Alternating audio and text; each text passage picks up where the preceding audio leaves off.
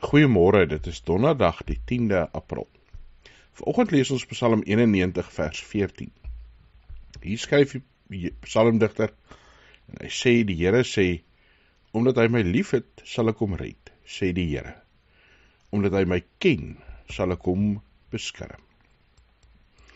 God is die God wat na mense toe kom, wat sy hand na mense toe uitsteek en sê, ek wil julle God wees.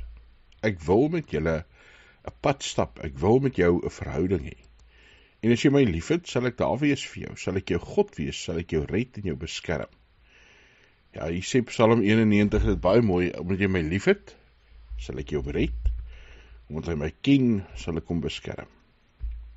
Dis wat God vra, dat ons in 'n verhouding met hom sal wees. En dan gaan hy nie afsydig teenoor ons staan nie, dan sal hy ook in 'n verhouding met ons staan. Daar wees vir ons. En die wonderlike, dis nie net God wat staan en wag dat ons na hom toe kom nie. As ons die Bybel lees, dan lees ons en ons ontmoet 'n God wat na ons toe kom. 'n God wat Adam en Eva skep, en hulle gaan soek, selfs na hulle sonde gedoen het. 'n God wat vir Noag red, 'n God wat vir Abraham gaan roep, en sê, kom saam met my, ek gaan 'n pad met jou stap. 'n God wat telkens vir Israel sê, maar ek wil julle God wees. Terugkom en hulle verlos.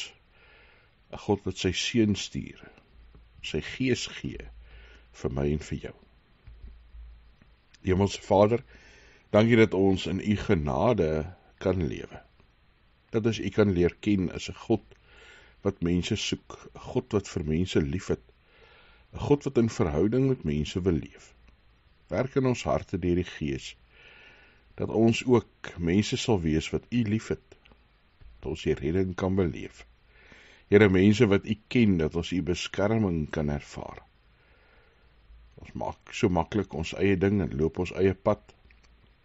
Here, maak ons mense wat u voor oë hou, wat u die nommer 1 in ons lewens maak. Dankie dat ons weet, elkeen van ons is vir u belangrik, so belangrik dat Jesus Christus vir ons gekom het.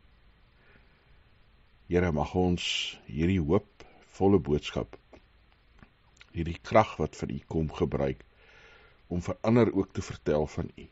'n gemeente wees wat getuies is van die lewende God.